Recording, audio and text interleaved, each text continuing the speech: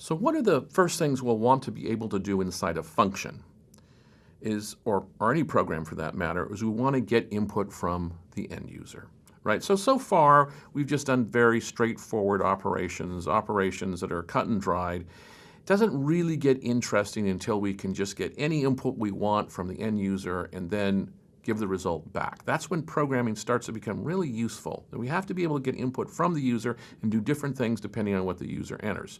Therefore, Python provides a very, very simple and very useful input statement. And the way this works is we provide a destination called the input string, and we just say input, that's a keyword. In effect, it's actually a function name. And then we get a prompt string. Well, the prompt string, by the way, is going to be the text that is printed on the console telling the user what to do. So for example, and this example, by the way, should be in one line, but we'll see a fixed example of it in a moment. We say name underscore string, that's just a variable name, and then we say equals input, and there's the prompt, enter your name. Now the next thing we often have to do is convert the type of the input. Sometimes you just want to get a string, and that's what input statement does. It always gives you a string. But sometimes you want a number, and this is important. Numbers and strings in Python are not compatible. For example, you can add any two numbers together, and you can add integer and floating point together, by the way. Integer and floating point are compatible. They're fine. You can intermix those. That's usually not going to cause a problem. And strings are compatible with other strings. I can combine strings together. So if I add two numbers, I'm doing arithmetic. If I use the plus sign on two strings, I'm actually doing concatenation. It looks like addition, but essentially what I'm doing is I'm munging two strings together, producing one. Fine. Either way is fine. But what if I take a string and add it to a number? It's going to raise an error. Python can't handle it. And the real subtlety here, it's not really much of a subtlety if you've been programming for a long time, but if you're new to programming, this is a little subtle. If the string contains a digit, like quote 5, quote, it is still a string, okay? So if I print quote 5, quote, it's going to print a 5 on the string. However, it itself is not a number. So if I say quote 5, quote, plus 5.0, this is an error because I'm actually trying to add a string to a number. That makes absolutely no sense at all. The solution is I have to convert the type of the digit string into an actual number, and then I can do arithmetic on it. So here's an example of how we do this. How do I get a number from the console? Now I want a number. I don't want just a string. I want a number. But I have to start with the input statement, which is always going to return the data as a string. I then use int, the name of the class. I say n equals int, open paren, name of the string, close paren. And that will take a digit string. It does have to be a legal digit string, and it will convert it to an actual number. And this will be more clear when I show you an example. But the point is we take a string of digits.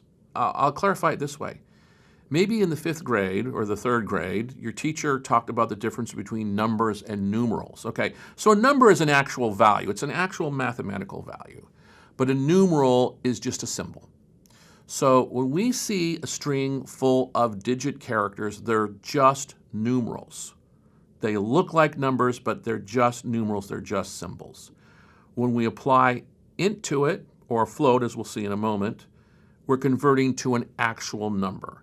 And then after we convert to an actual number, we can do arithmetic on it.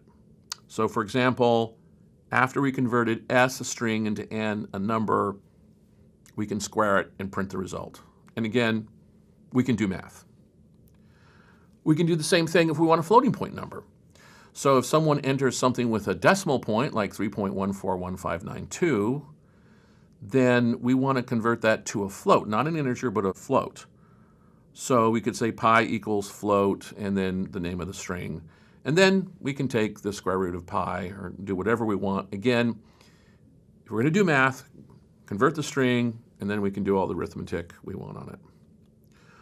So let's take an example of this, very simple. So I have relatives in Canada who use this strange kind of language, strange kind of temperature called centigrade, and I don't understand it, so I need to convert that to Fahrenheit. Now that is a mathematical operation.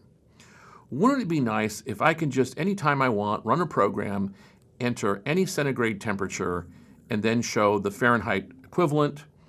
And to do that, I have to be able to allow the user to enter any temperature they want, but then I need to convert it so that I can do math on it. Do the math, print the result.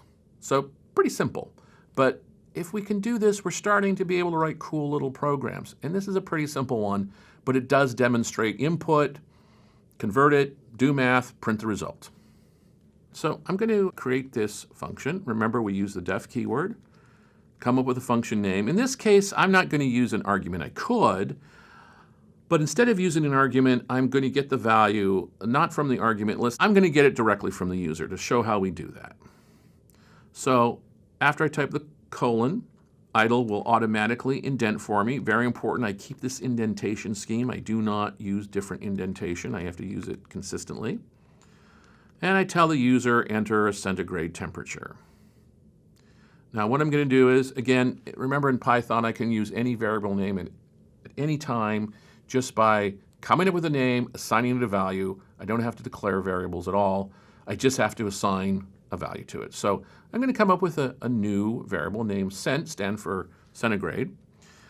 I'm going to assign to it, after converting the string to float format, meaning floating point. So now I should have a mathematical value, a floating point value, in the variable cent, which is now a floating point variable, not a string. Now I'm going to come up with another variable called var. Again, I create it by assigning to it, just like everything I do in Python. And the way I'm going to generate this floating point value is I'm going to do math on cent, which is a number, so I can do math on it. And so I think the correct formula here is multiply it by 1.8, add 32.0. And now I should get a result in var that is what I want. And now what I have to do is just print it, which I can do with the print function, if I can manage to spell correctly. So one of these days. So the Fahrenheit equivalent is, and then it's going to print the Fahrenheit equivalent, if this all works. So all right, it didn't report any errors. That meant it accepted the definition. Now I need to call the function. Now remember, to define a function, I use def. To call it, I just give the name and no arguments in this case, and then I run it. Okay, so far so good. It's prompting me for a centigrade temperature. So what's a centigrade temperature? What is 25 centigrade?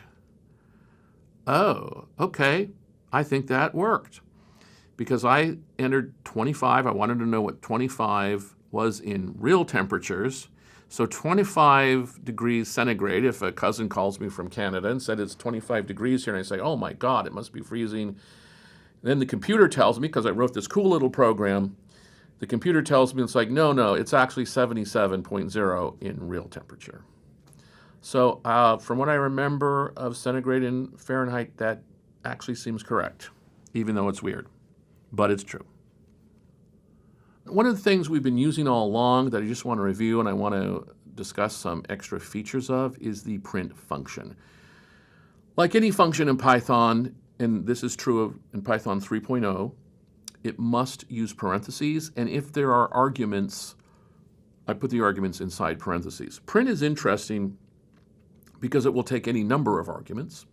It also has a special argument or two called sep and n. So it has a couple of special arguments. The sep argument changes the default so that it doesn't place spaces between arguments that it prints. It will print anything you want between subsequent arguments. The end argument, which by default is a new line, indicates what to print after the final argument. In this case, we're printing out two things. Here's an example. A, B, and C represent big, ugly fish. There are three strings. If I give them all as arguments to the print statement and I say sep is no space at all, so it's an empty string, and I say end equals exclamation, exclamation, execute that, it will print big ugly fish without putting in spaces, and it will end it with two exclamation marks. So let's summarize what we know about conversion and I/O. These are very basic and essential skills you will need to write any Python program. So this needs to be understood and probably be tested on this. You can use the input statement to prompt for input and retrieve it from the end user. And the reason you can do this is because the input statement, or excuse me, it's actually the input function to be technically correct. The input function actually has a prompt string. So you can put anything you want there. You say, please enter the data, or please enter the number you care about, or put your name in. That's really nice. You don't have to do that separately. You can do it all with one function call, and it will execute this at runtime. What you will get back is the string that the user entered. But remember, you are getting back a string no matter what. And if what I want to do is to do math, even if they enter a digit string, I have to convert that to int or float, so I can then use it to do arithmetic instead of string operations.